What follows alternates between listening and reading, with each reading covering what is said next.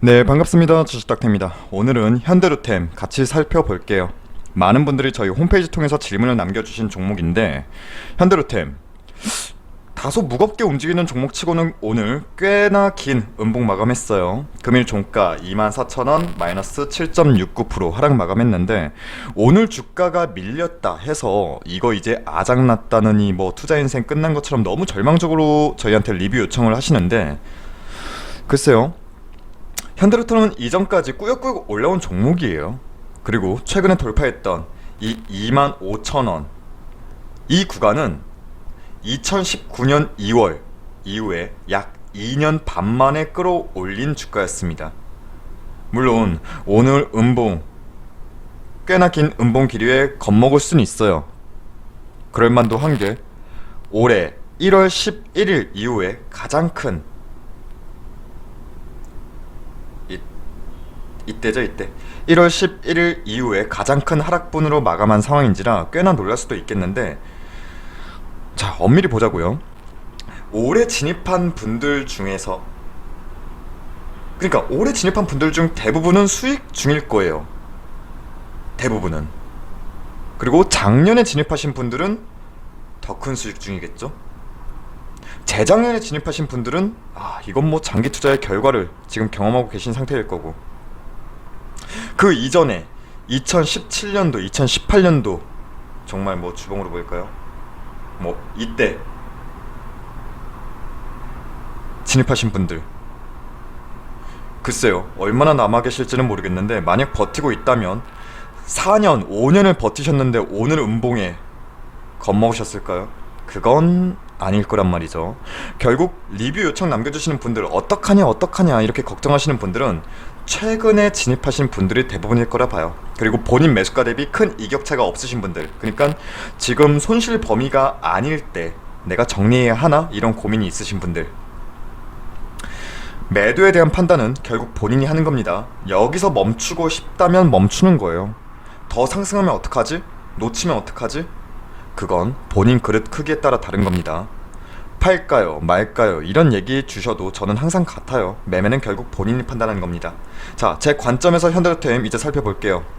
우선 금일 하락분, 이건 뭐 이전 상승분에 대한 단기 차익 물량 소화되었다고 봐야죠. 어떠한 악재가 발현된 게 아니라.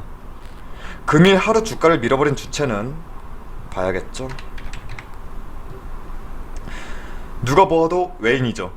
외인이 금일 151만 3천 주가량 소화했습니다. 반면 기관은 지금 11거래일 연속 담아주고 있는 형국이고, 6월달, 이번 6월만 본다면 기관은 단 하루도 거르지 않고 기관은 담아주고 있어요. 그 중심에는 연기금과 투신, 보험이 있는데, 우리가 주목해야 할 주체는 연기금이죠. 연기금이 흡수하는 물량이 6월 중에 꽤나 많아요. 그냥 연기금이 담아주니까 좋다 이게 아니라 얘네가 매집하는 그 추정 가격 구간을 봐야 해요. 우리는 짧게 6월만 보자고요. 원래는 우리가 전체를, 진짜 전체를 한번 이렇게 봐야 되는 건데, 짧게 6월만 보자고요. 6월 연기금의 평균 매입 추정가만 보자고요. 얼마일까요? 21,547원으로 계산돼요. 그럼 오늘 외인이 이렇게 밀어버리는 와중에 연기금, 기관, 얘네는 차익 실현 왜 안 했을까? 왜 오히려 담아줬을까? 이걸 고민해 봐야 한다는 거예요. 현재 수급 흐름만 본다면 단순히 외인이 오늘 밀어버렸다 해서 수급이 꼬이거나 그러한 부분은 없다, 저는 그렇게 본다는 거예요. 그럼 외인은 오늘 왜 밀었을까? 단순하게 생각해야 해요. 이건 지금은 차익 실현 물량 소화했다 봐요. 외인은. 자, 오늘 외인이 엄청나게 팔아 제꼈으니까 물량 없다? 외인은? 아니에요. 최근 한 달의 매매 동향만 볼 게 아니라 이걸 최근 1년으로만 본다 할지라도 기관보다 많은 물량을 모은 게 외인이에요. 물량 모은 상태에서 2년 반 만에 25,000원 구간까지 돌파하는 그림 나왔다? 그래서 차익 실현한다. 2년 반 만에 이렇게 올라왔는데 차익 실현하겠다. 이게 이상한 건 아니란 거죠. 오늘 물량 내놨어도 여전히 외인은 아래에서 배치한 외인 물량이 더 많아요. 쉽게 비중 조절했다. 저는 오늘 외인의 흐름을 이렇게 단순하게 보고자 합니다. 자, 현대로템 당장은 급하게 배 채우면서 올라온 흐름이 없지 않아 있어서 추가적인 변동성은 위아래 출렁일 수는 있어요. 하지만 중기적인, 장기적인 추세가 무너질 거란 생각은 솔직히 못하겠습니다. 일단 단순히 차트에만 집중하지 마시고 이 기업의 현재 배경 흐름을 보시는 게 좋죠. 자, 2018년도, 2019년도 이때 주가가 이렇게 주구장창 무너졌던 이유, 요인 다들 사실 아시잖아요.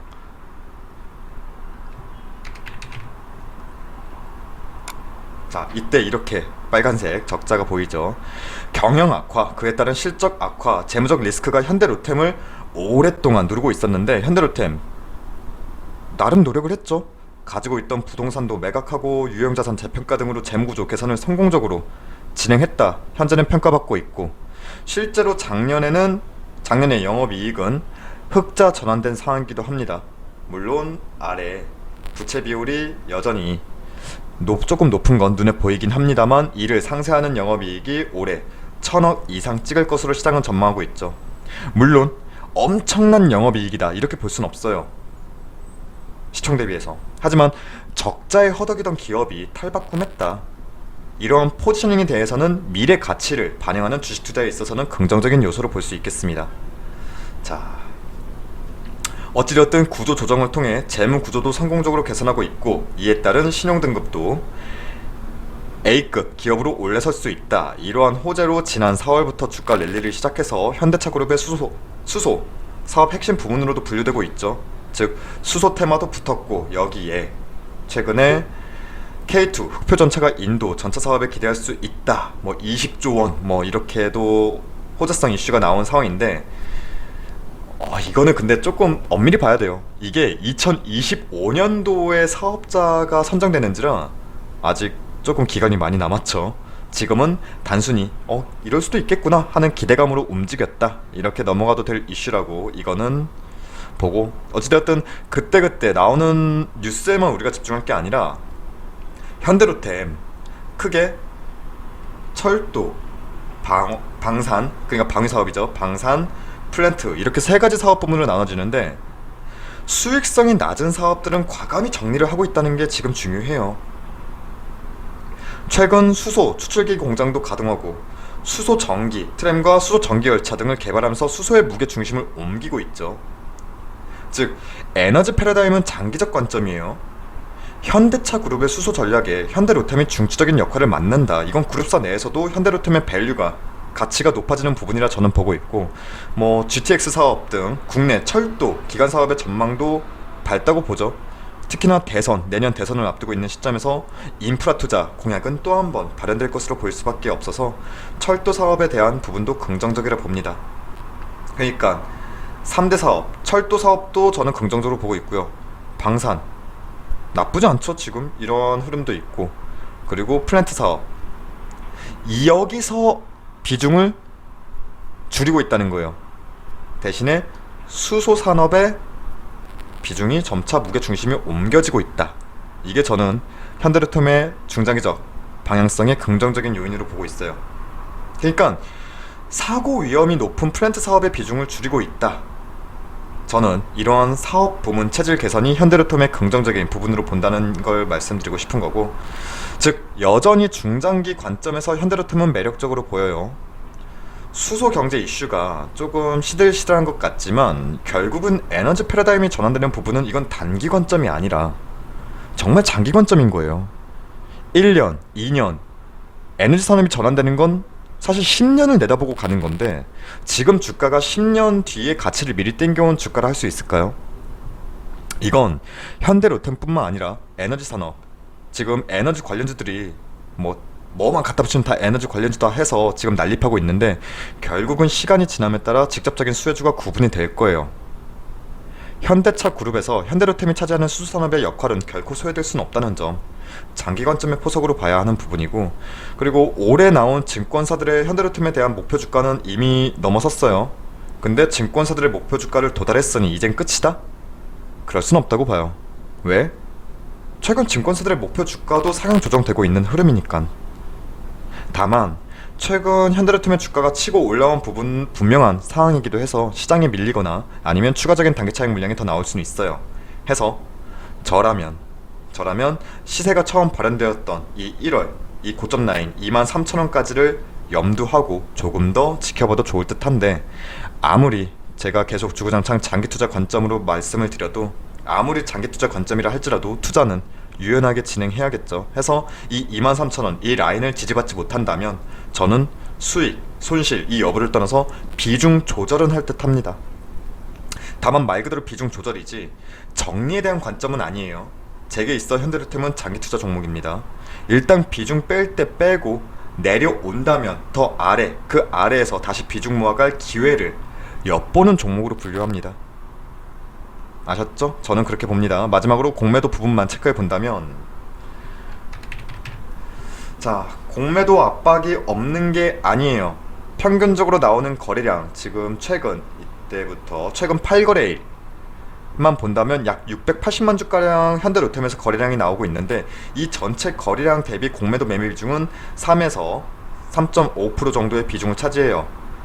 공매 압박이 엄청 강하다 볼 순 없지만 작다고도 볼 순 없어요. 하지만 그럼에도 이 정도 공매 압박은 비율은 적정한 수준이라 가늠하고 있고, 자, 최근 주가 상승분에 대한 압박이 있었는지 공매도를 상환하는 흐름이 보였지만 6월 14일 오늘자는 안 나왔고요. 6월 14일 어제자 대차장구는 다시 늘어나긴 했어요. 그럼에도 대차장구 추이는 급격한 증감을 보이는 부분은 없는지라 공매도 타겟이 될 것이다, 이러한 섣부른 우려는 하지 않아도 될 사안 같습니다. 자, 이렇게 현대로템 저희 의견을 드려봤고, 오늘 하락분에 놀라신 분들이 정말 많으신데 이 회사가 영위하고 있는 사업과 현재 배경 그리고 큰 흐름을 조금은 큰 그림으로 보셔도 좋지 않을까. 물론 다시 말씀드리지만 적절히 유연하게 대응도 필요합니다. 저희 대응선은 23,000원 라인이라 했죠. 자, 적절한 비중 조절, 유연한 대응은 필요하되 전체적인 큰 그림은 결국 우상향 기조는 갈 것이다. 이렇게 현대로템 저희 의견 드리면서 마치겠습니다.